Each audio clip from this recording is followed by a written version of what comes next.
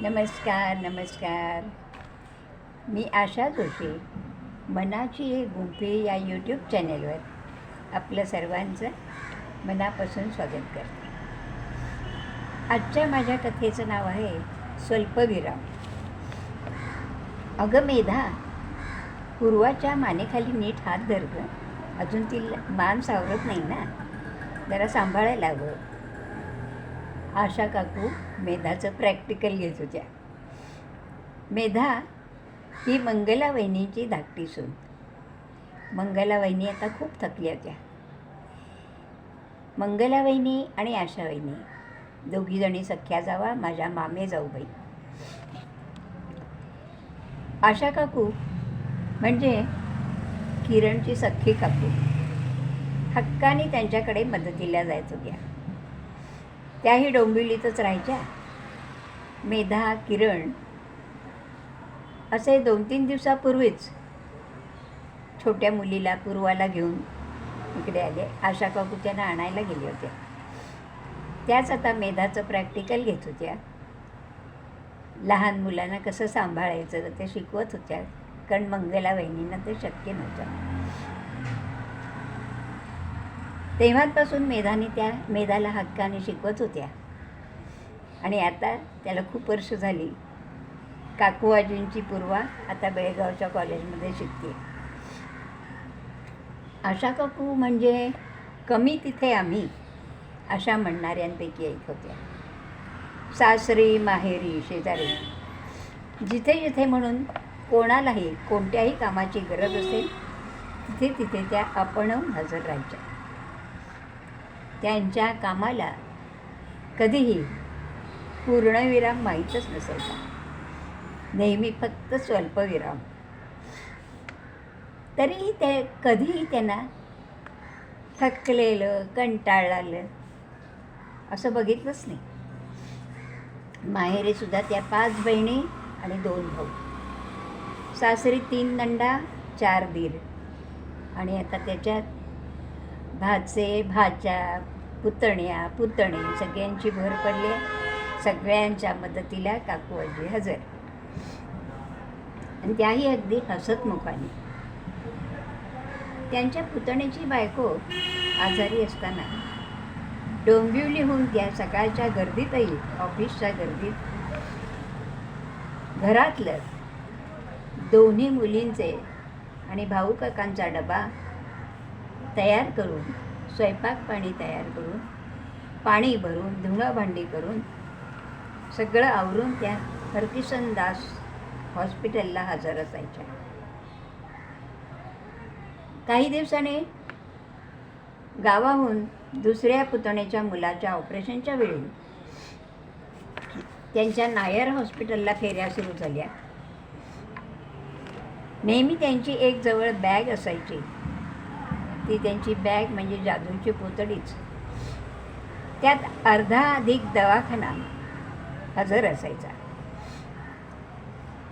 घरगुती औषधं, त्याच्याचबरोबर सुई दोरा, पिना, बॅटरी, छोटा टॉवेल, डबा, कंगवा, लवंगा, वेलची, मीठ, साखर, खडीसाखर, साबण, क्रोसिनच्या गोळ्या, बामची बाटली, विक्सची बाटली, कापूस, बँडेज, छोटी डायरी, पेन,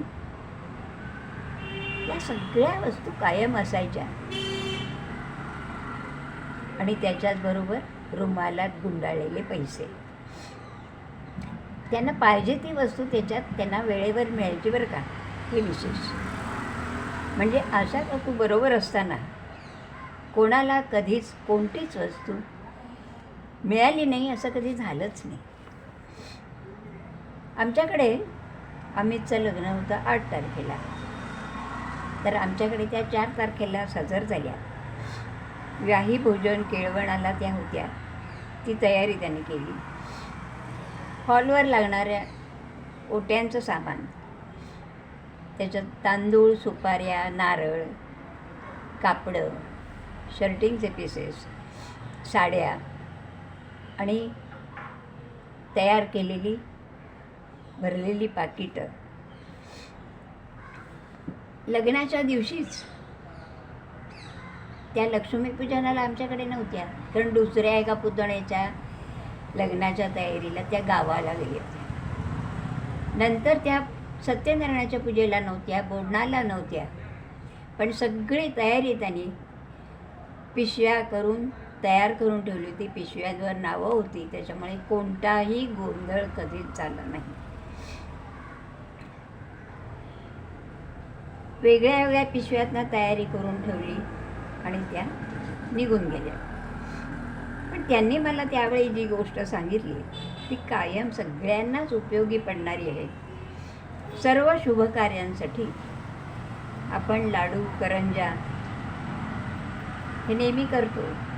अशी पाठोपाठ लागणारी पक्वानं एकाच वेळी करून 5-5 लाडू, 5-5 करंजा, 5-5 मोदक अशा वेगळ्या पिशव्या घालून बाजूला करून ठेवतात. त्याला अबोट म्हणतात. त्याला परत परत हात लावायचा नाही की तो पदार्थ त्या त्या दिवशी आपल्याला नैवेद्याला चालतो. हे किती सोयीचं होतं. गणपती, दिवाळी, सत्यनारायण, बोडण सगळ्या वेळेला तेच पदार्थ पुन्हा पुन्हा लागणार. त्याची सगळी तयारी आशा काकूंनी आधीच केलेली होती. ही मला गोष्ट त्यांच्यामुळेच कळली आणि आयुष्यभर पुरली. आता मात्र आशा काकूंचं वय झालं आहे. थोडा त्यांचा कामाचा आणि चालण्याचा स्पीड थोडा कमी झाला आहे, पण मनाने मात्र त्या अशाच उत्साही. त्यांच्या अजूनही त्यांच्या बहिणींबरोबर जाऊन त्यांच्या आईच्या घराची देखभाल करतात, काळजी घेतात, झाडझूड करतात, बागेकडे बघतात.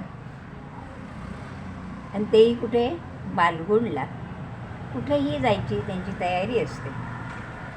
त्यांच्या एका मुलीचं घर आहे केळव्याला, तिथेही त्या अधूनमधून राहायला जातात. त्या खरोखरच्या सगळ्या घरांच्या केअरटेकर आहेत, सगळ्या माणसांच्या केअरटेकर आहेत. घरं, झाडं अगदी व्यवस्थित करून तिथून निघून जातात. त्यांच्या दुसऱ्या मुलीचं घर मुरुडला आहे, तेही त्याही मुलीच्या सोबत जातात. 2-3 वर्षांपूर्वी तर डोंबिवलीच्या पुतण्याबरोबर त्या गावखडीला गेल्या होत्या, सासरच्या गावाला. तिथे कायम कुलूप असायचं, बंद असायचं घर, पण तिथेही त्याने घर उघडून झाडझूड करून 1.5 दिवसाचा गणपती त्या घरात जाऊन आणला. तिथे गेल्यानंतर त्याने तिथे पूजेची, जेवणाची सगळी तयारी केली.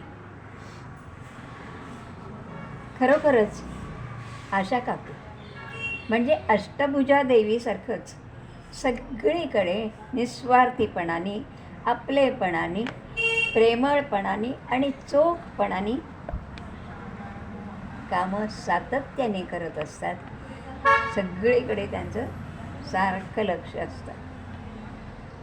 त्यांचा आम्हाला कायमच हक्काचा आधार वाटतो.